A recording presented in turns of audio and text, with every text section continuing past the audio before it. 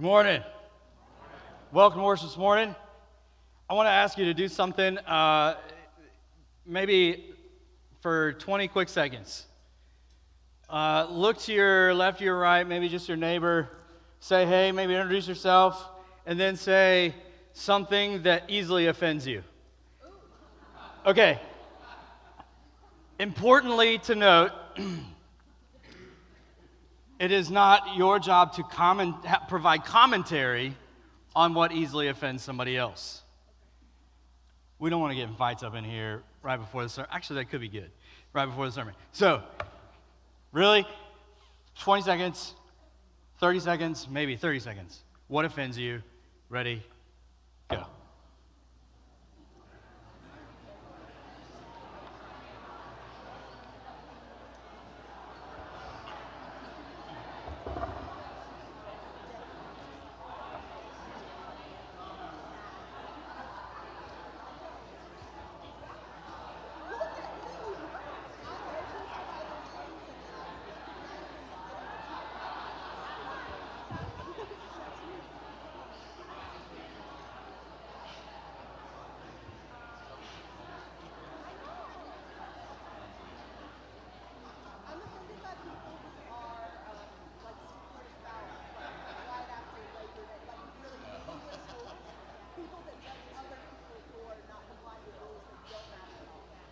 All right.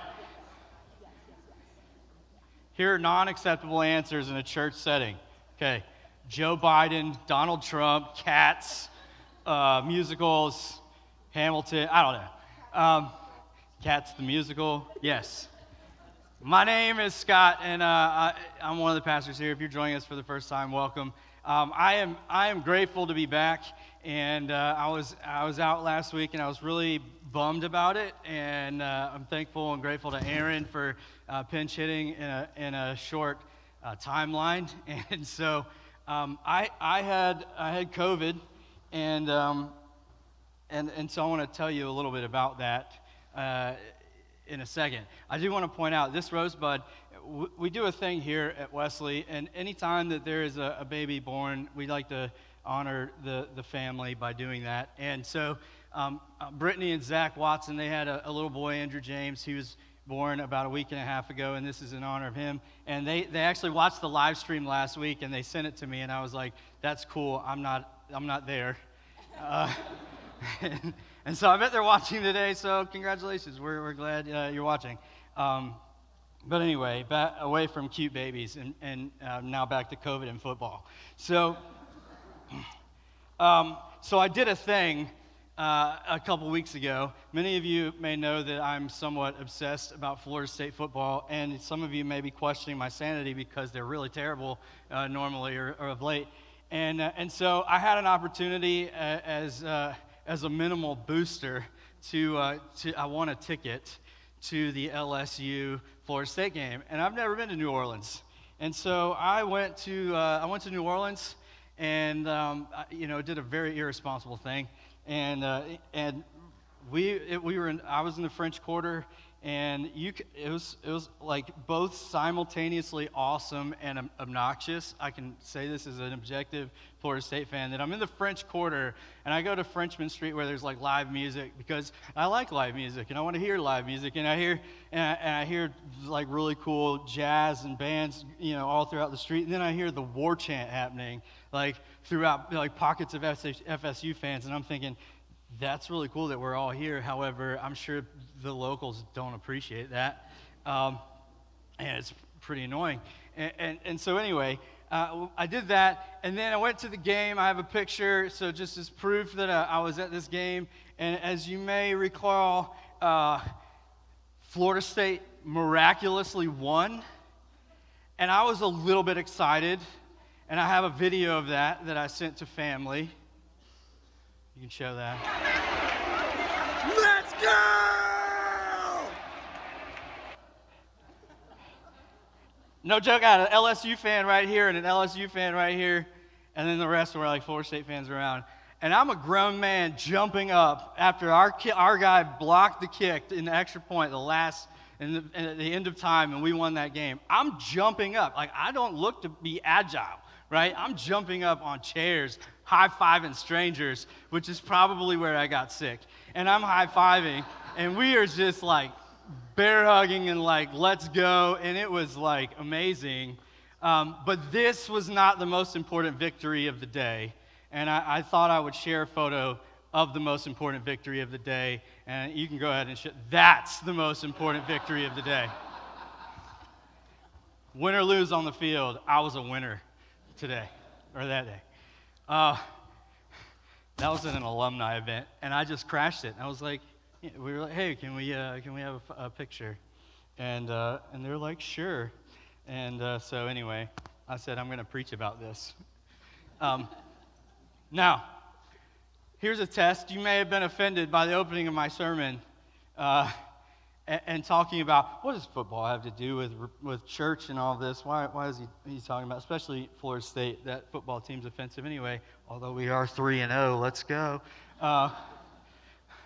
And so we've started a series here as we've kind of split services to think about what it means to be offended and to live offended.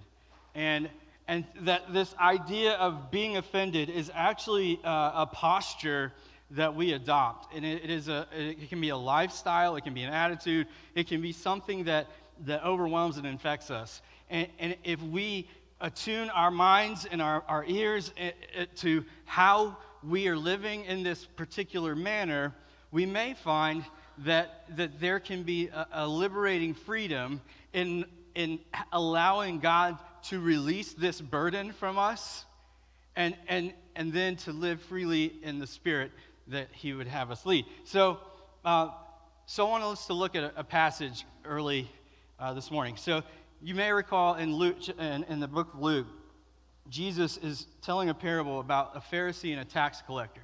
And I've said this before, but a tax collector was often public enemy number one for some. They would collect taxes on behalf of Rome, and then they would also skim off the top and collect more than they actually needed to collect, and they would hoard it for themselves. And so this was not a noble profession in this day. And not that it probably is today, I don't know. But God bless our IRS workers for the job they do. And so tax collectors were not seen in a positive light. And then Pharisees were the religious authorities of the day, and they upheld the moral law, and they were in many cases, the instructors of the law and the interpreters of the law. And so Jesus is drawing a comparison between the level of righteousness between the two. And in Luke 18, verse 9, he says, "To some who are confident of their own righteousness and look down on everyone else, Jesus told this parable. 2 men went up to the temple to pray." First of all, Jesus, right off the bat, or Luke is saying, to some who are confident of their own righteousness and look down on everyone else. If we were to really look introspectively and be honest with ourselves, how many of us can say that we, at times, hopefully not often, but at times, are confident of our own righteousness? What does it mean to be confident of one's own righteousness? To think that I'm not so bad, I live a good life, and I'm not as bad as this person, or my social media profile isn't as bad as that person, or I'm doing better. We fall into these comparative models, and we start creating this hierarchy of righteousness, like who's good and who's better and who's not as good, and we create this caste system. And Jesus, right off the bat, is like, let me tell you something about that. So 2 men went up to the temple to pray, one a Pharisee and the other a tax collector. And the Pharisee stood by himself and prayed, "God, I thank you that I'm not like other people, robbers, evildoers, adulterers, or even like this tax collector. I fast twice a week and give 1/10 of all I get. Lord, thank you that I am more righteous than these fools over here. That you look favorably upon me, that I am so great." But the tax collector stood at a distance. He wouldn't even look up to heaven, but beat his breast and said, "God, have mercy on me, a sinner." Notice the difference in the posture of the two individuals. one whose torso is full and standing out, and the other who can't even bear to look up and says that I'm a sinner. I tell you that this man, rather than the other, went home justified before God. What does it mean, justified? Justified, to be made right. This man who exhibited humility and not the spiritual pride and arrogance is justified before God. For all those who exalt themselves will be humbled, and those who humble themselves will be exalted. Jesus, right off the bat, is establishing a precedent for for what type of posture we should adopt when we are looking at other people in comparison to ourselves. This is crucial for the faith and for how others perceive the Christian faith. Because the Pharisee, the one who is in the know, who is in the club, thought he was right, whereas the tax collector who thought that he was undeserving, knowing that he has sinned, comes with a posture of humility, and he comes with this posture of knowing that he is wrong. And to Jesus, it's not about necessarily right and wrong. It's about the posture with which we present ourselves to God. And one is doing it with pride, and the other is doing it with humility. And it's as if Jesus, I say this to my children all the time, a soon-to-be 13-year-old, Lord help me, and a 10-year-old son, and I say to them, you worry about you. They want to butt into somebody else's business, and they want to start asking questions, because there's this natural curiosity that doesn't offend me, but you worry about you. You worry about what you can control. You worry about how you can interact in this scenario. And so if it's none of your business, then you don't need to be talking about it, right? And so there is this element of humility where if we were to adopt, let's say we were to adopt this phrase, I'm not as right as I think I am. What would life be like today? Let's say you walk out of here and you don't listen to a single word I say from the rest of this time. Some are like, man, I gave up 5 minutes ago. It's cool. But you walk out of here and you say, for the next week, I'm gonna repeat multiple times a day. I'm gonna put it in my car. I'm gonna put it on the refrigerator. I'm gonna put it on my desk. You are not as right as you think. How would that change your mindset? How would that change your heart? What scenarios or situations or circumstances do you think that would change just from simply adopting this phrase, Lord, I am not as right as I think, and I am frustrated, and I have a whole lot of opinions about what's happening in X, Y, or Z situation in my life, and I would love to offer them to the people who are in front of me. However, I am not as right as I think I am. Immediately, we are put in a position where we seek to understand instead of knowing without a doubt that we understand all that needs to be known. So I think, unfortunately, we as Christians can slip into a spirit of spiritual pride, just like this Pharisee. And we can tend to think in an act of moral superiority, part of our job as a Christian is to be right, is to be correct. Now, Scripture is clear about how Scripture is useful for teaching and for correcting, for rebuking people within the church as we're being called to a higher standard of living. But sometimes we conflate what Scripture says about how we should act within the church with how we should act to people outside of it. And so because we're so right, or think about a situation where somebody just can never apologize and feels the innate need to be right and won't give you an inch in an argument or say or acknowledge your feelings or your perspective. The intensity of our need to be right leads us to go looking for things by which we should be offended. If I do not have a posture of humility and I'm unwilling to hear what somebody else is having to say and to listen to their perspective, then I automatically begin to look for things where I'm right and others are wrong. When I look at social media posts or how one votes or what one believes or how others behave, the object of my eye and my attention begins to lead outward and externally on others rather than inward and internally. And that's the whole point of humility. When Jesus says, remove the speck from your own eye, or the log from your own eye before you remove the speck from another, that's a passage about spiritual pride and humility. So, as this living offended, or this need to be right, and that's another question in and of itself, like, why do I feel the need to have to be right? It's like that the wise theologian once said, Justin Bieber, is it too late now to say sorry,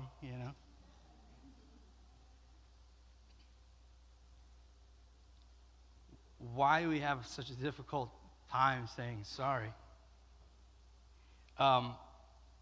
What is the pride in there that prevents us from doing so? Does it mean that there is a weakness, or that we don't want to appear vulnerable, or there's something about not wanting to be wrong? But what happens is, as we are more and more offended, this simmers within us. This can grow into contempt and resentment. And then we start looking at being offended by what others do or what others say. And this is where there is a turning point. Early in my kids' schooling, they would come home and they would say, yeah, this kid did this and he's a bad kid. And I said, no, he's not. Or no, she isn't. Or no, you're not. One struggled on a test recently and just said, I'm stupid. I'm like, you have 100s in everything. And this is one test. You didn't do well this one thing. That does not make you dumb. What happens as Christians, sometimes we conflate what people say or what they do with who they are. And we ascribe value based on somebody's actions, and we say that somebody, most of the time I would say it's unintentional and it's innocent, but it's there. And we will turn our ire towards others and judge them as maybe worthless or hopeless or incorrigible, whatever the case is. They're beyond saving, and that's not our decision to make. Because what Jesus invariably says is that everybody, the parable of the lost sheep, to leave the 99 for the sake of the one, the prodigal son, to go and abandon his father and to return. The master, the father, opens his arms. So it's not to say what people do is what they are. Sometimes there's a need or an acknowledgement of what the action is, but the action does not make the person or define the person. And so since we have a need to be right, sometimes we become guardians of truth. And we take it as our part to be the jurors of what is right and to assess people. He's an okay guy, or she's way too into himself, or she's great at what she does, or they let their kids run wild. That's crazy. And we don't know anything about what's going on in that situation. So what is the goal of truth, I think, is really a valuable question. The Pharisee is right. He knows he's right. He knows that these are the things that the Scripture says I'm doing it. So, and this is what it means to live righteously, and I'm doing it. And sometimes we do the same things. Like we'll judge people for what's their approach to COVID, or what's their political viewpoint, or how do they spend money, or looking at what people wear, or maybe what version of the Bible they use, or you name it. We'll look at how one parents another, how a coworker does their job that maybe you would do it differently. These thoughts they're not terrible in and of themselves. It's really when we become superior in our need to share them with others. Because what it's communicating is that I don't have anything to learn and I know better than anybody else on this particular situation. So the problem is we're sinful, our hearts are easily deceived, and we're very often wrong. And if we're more right than most, what happens if we are right, but we are not loving? Is it more important to make a point or to make a difference? This is what I think the goal of truth is. I believe it's more important to be difference makers. And sometimes that means channeling the approach that will help people see how the gospel is relevant and transformative for their own lives, instead of me assuming and presuming what your life is all about and then telling you how you need to take that in. So I say this, in my relationship, my relationship with my parents is a lot better than it is today. My parents were divorced. But I struggled in my relationship with my dad for many years because my dad would never apologize. Like, I would work up the courage to share like a concern, and I would try to do it in a nice way. And I realized there were times when I was a punk kid. Like, I probably did not use the best tone of voice all the time. But the thing that I remember is what happens when you try to talk about your experience in life and somebody is constantly meeting you back with, that's not right, you're wrong. What it does immediately is it invalidates and devalues somebody because they don't feel heard. They don't feel respected. And don't hear me wrong. There is a need for truth. But there's also a way to deliver it. And there was a pastor that once said that people will not become theologically aware about the ways of God until they're environmentally comfortable. Until I know that you care about me, I don't want to hear about your God. Because God is love. And we have distracted people from that point. I sometimes struggle with a hidden identity because I find that when you come out and say to people what you do for a living, like you're a pastor, immediately their behavior changes. And so I go to Circle K a lot to get Diet Mountain Dew. It's a vice. That's mine. And so it's kind of like we're a family. Like we know each other and we talk and so I'm sort of ashamed of this.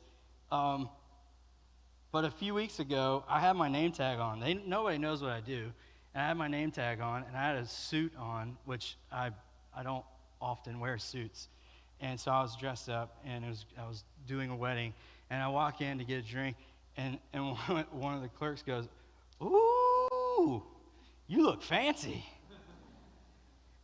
I said, "Yeah, I'm going to do a wedding." And she looked at me and she said, "A wedding?" I said, "Oh, you didn't know I'm a pastor?" And she looks at my name tag, because I have my name tag on. She goes, "I mean, I've been coming to this store for 3 years. And this particular lady has been there for a long time." And she's like, "You're a pastor?"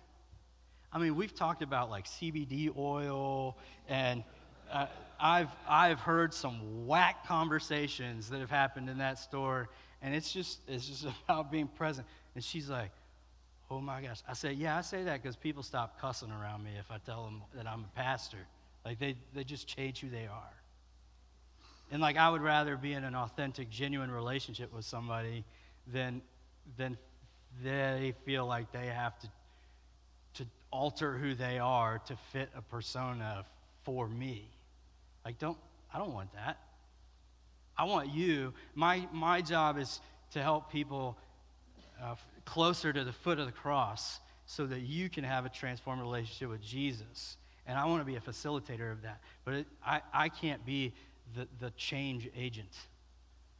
I don't do the saving. I don't do the transforming. I'm a vessel, a conduit, in whatever way God will have me be. But I don't want to be confused with Jesus, who deserves all that credit.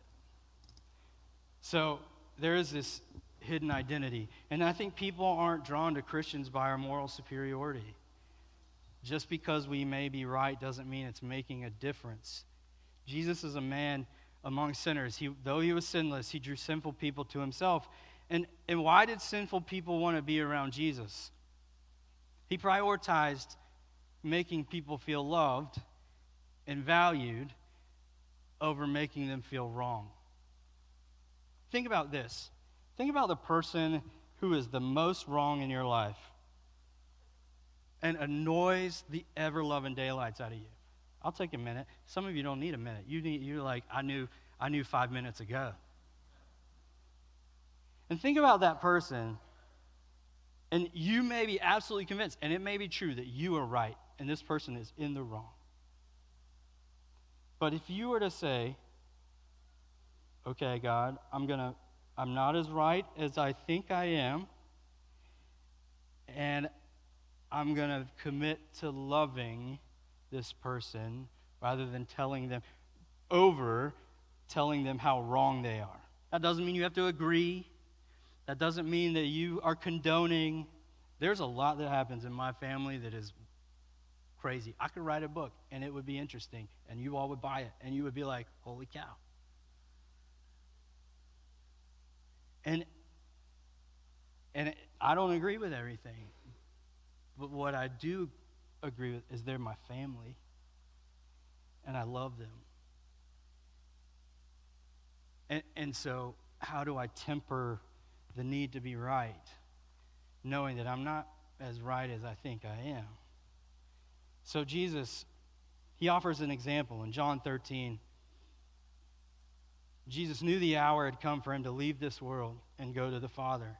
Having loved his own who were in the world, he loved them to the end. And in this particular setting, Jesus is washing his disciples' feet. He has the opportunity to make a grand gesture and say to his disciples, "This is my conclusion. I am not long for this world. I am going to my death. And so in the final hours of the final days, this is what I want you to remember my final hours having lived." And he does the work of a servant. And he takes the towel and he commences to washing his feet. Now, not only his feet, but knowing this.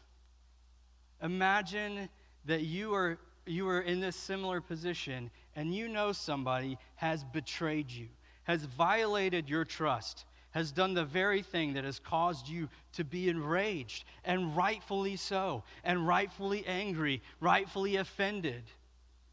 And you know this, and that person is in the room, and you are asked to bless that person despite knowing how they have done immeasurable harm to you and or your family. That's Judas. And Jesus in the final hours looks at him and he serves him. And he serves him a meal at the Last Supper. As if to say, listen, man, I know who you are. I know what you've done. And in fact, he does say, go do what you must do. Do what you must. But know this. Even to the final hour, I still love you more than what you have done to me. This does not have to define you, Judas.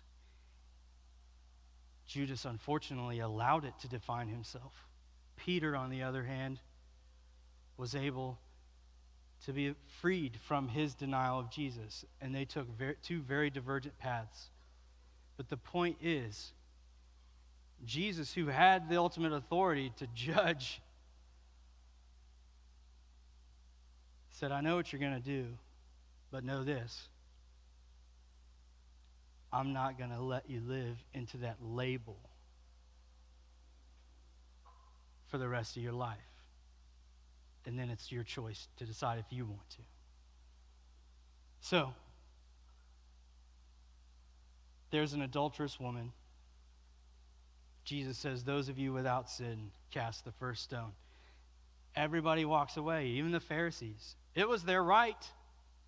In John chapter 8, it was the law for them to cast a stone, to kill somebody caught in adultery. But Jesus said, look inward at the spiritual pride. Humble yourself. Perhaps think, man, I'm not as right as I think I am. And here's what happens at the end. He says, at this, those who heard began to go away one at a time, the older ones first, until only Jesus was left, with the woman still standing there. Jesus straightened up and asked her, woman, where are they? Has no one condemned you? No one, sir. Then neither do I condemn you, Jesus declared. Go now. Here's where the truth is. Go now and leave your life of sin. What's important here is Jesus appeals to her better nature. And Jesus communicates an act of love, but also an act of belief. A belief in a preferred future for somebody else. A belief in a mission that is to share the good news with every person he encounters. A belief that expresses in somebody else that this is not the action that has to define you from this point forward. A belief that knows that they can change through the power of God and the power of Jesus and his grace that is at work within her. A belief that she is capable. A belief that is fueled by humility and love. Imagine a church and a mission where that was the root. Where we personally, in our personal lives, and collectively as a church, we committed and we said, I don't have all the answers. I don't think I'm as right as I think I am. And so in the mystery, instead of living offended, I'm going to live with the wealth of grace that has been afforded to me, though I don't deserve it. how might that change you or your neighbor or your family? What peace might that bring? My hope is that we can live into that posture and that we can experience that same grace that Jesus offers to the woman that Jesus offers Judas. And that we can express that to others. And in doing so, we'll transform our relationships for the better. Amen?